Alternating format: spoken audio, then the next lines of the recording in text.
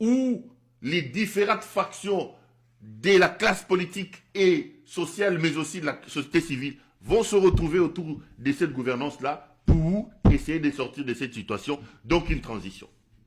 C'est comme je vous dis, hein, c'est vraiment un papier qui m'a impressionné.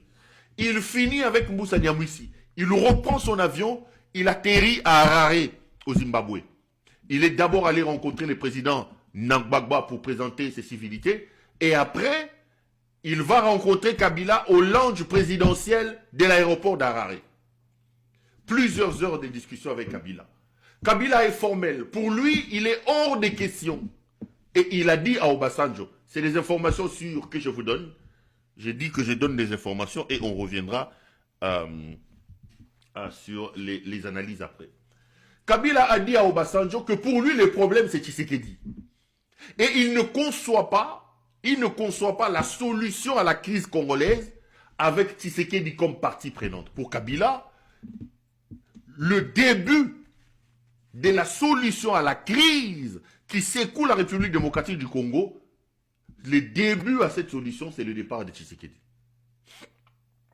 Il a égrené notamment tout le problème que pose Tshisekedi, la mauvaise gouvernance, les violations flagrantes de droits de l'homme et sa volonté à changer la constitution manifestée ouvertement l'année passée et en début de cette année, c'est-à-dire changer la constitution, toucher au pacte social qui fonde aujourd'hui la République, la nation congolaise.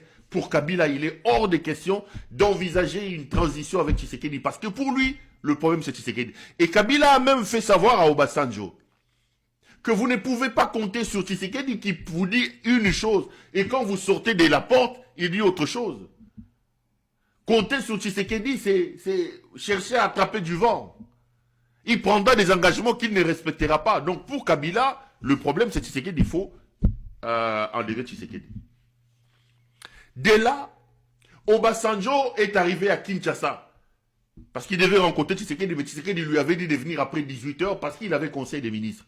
Donc c'était hier. Obasanjo est arrivé à Kinshasa aux alentours de 20h, il a été reçu par Tshisekedi. Obasanjo a été clair auprès de Tshisekedi.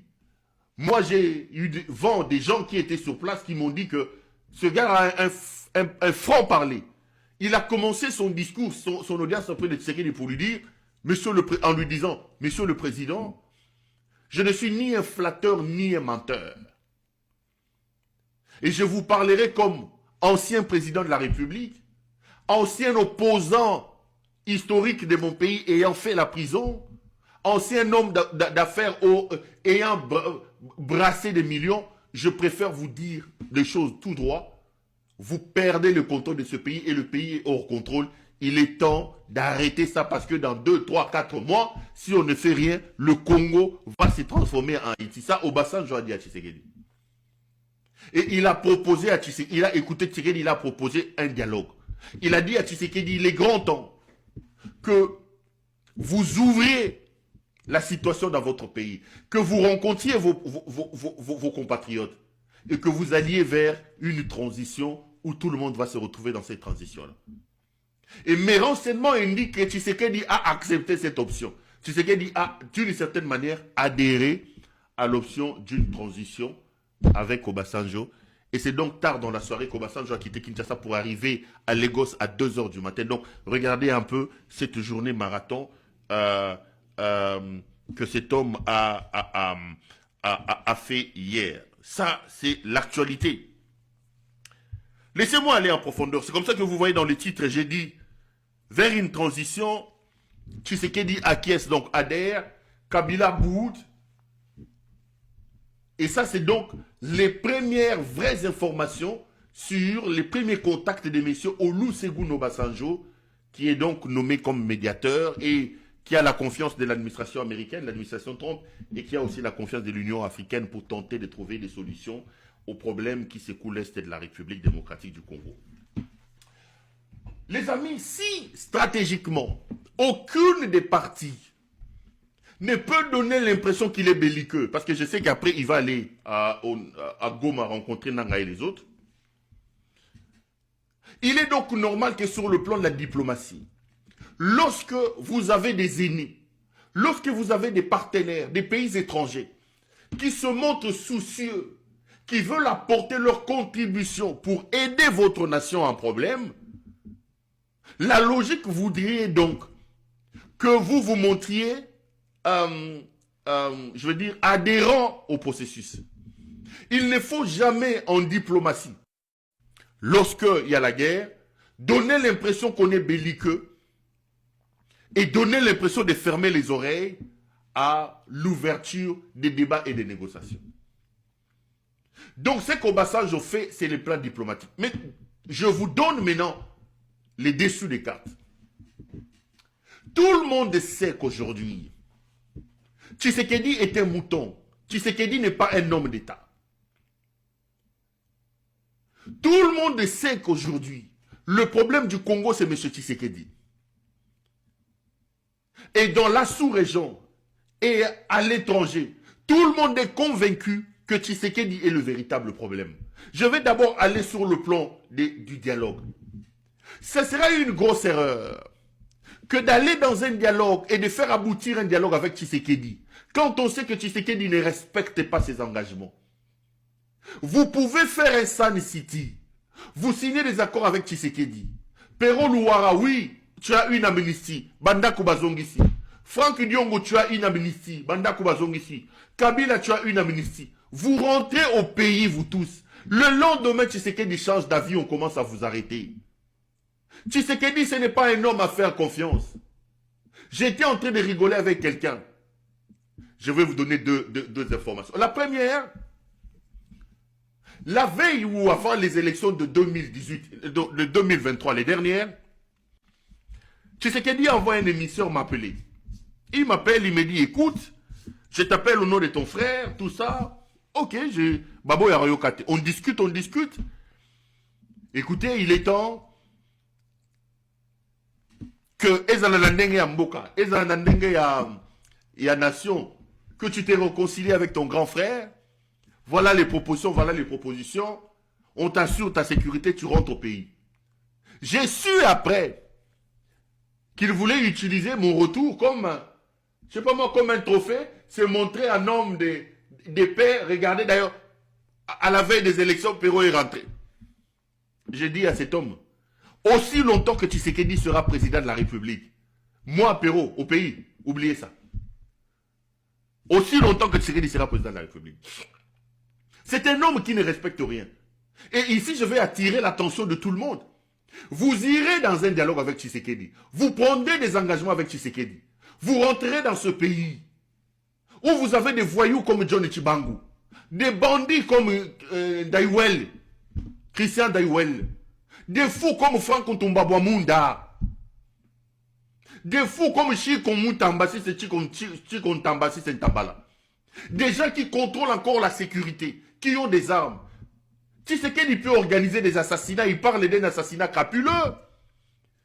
Bolali Bolamouki balekake pa Franck Diongo Bakuti Akoufi. Bolali Bolamouki balekake pa Mutubo Bakuti Akoufi. Il va parler d'un assassinat crapuleux. Il s'effondre dans un communiqué en disant, écoutez, la République condamne Bogosa Lenini. Ce n'est pas ces gens de la communauté internationale qui assureront votre sécurité. Ils ont d'autres exigences. Où est Chéribé Okende? Moi aujourd'hui je suis scandalisé que Kabila pour peu subissait la foudre de la communauté internationale. Kabila pour peu avait des sanctions des États-Unis. Mais vous avez un fou qui est fait pire qu'à l'époque de Kabila, qui tue plus qu'à l'époque de Kabila, qui vole, qui pille plus qu'à l'époque de Kabila, mais qui n'a pas de sanctions. Ce n'est pas un homme d'État.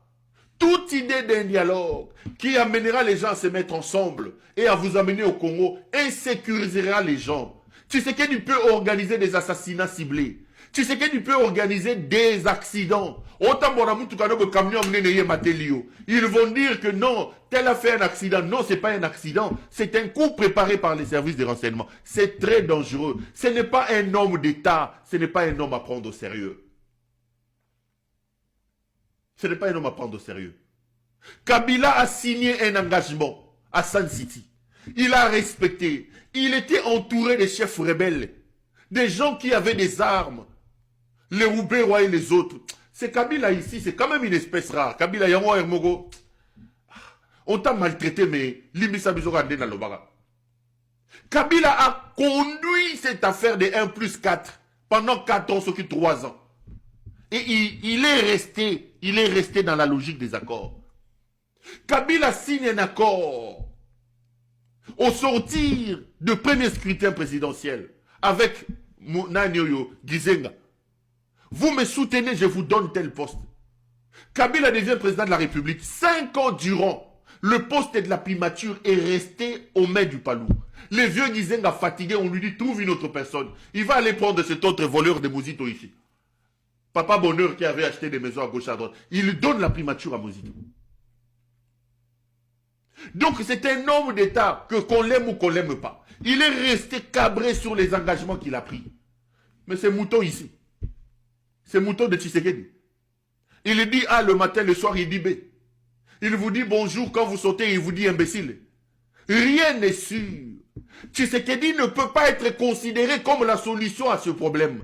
Nous ne pouvons pas avoir la solution en partant du problème ou en associant le problème. Non, il faut extirper le problème de la solution pour trouver la solution. Tshisekedi, c'est lui le problème. L'idée d'un dialogue est bien, mais vous allez faire le dialogue avec qui? L'idée d'une transition est bonne, mais vous ferez la transition avec qui? Vous allez faire la transition avec qui? Vous allez faire la transition avec qui? Tshisekedi, ce n'est pas un homme. Ce n'est pas un homme. Il ne connaît même pas la valeur de ses propres engagements. Il ne connaît pas la valeur de sa parole. Donc ici, ce soir, je voudrais attirer l'attention des Corneille Nangaa, des Kabila et des autres. Faites attention. Faites attention. Si c'était dans une situation logique, je demanderais quelques préalables. Je parle bien sûr, on avait à face un homme d'État.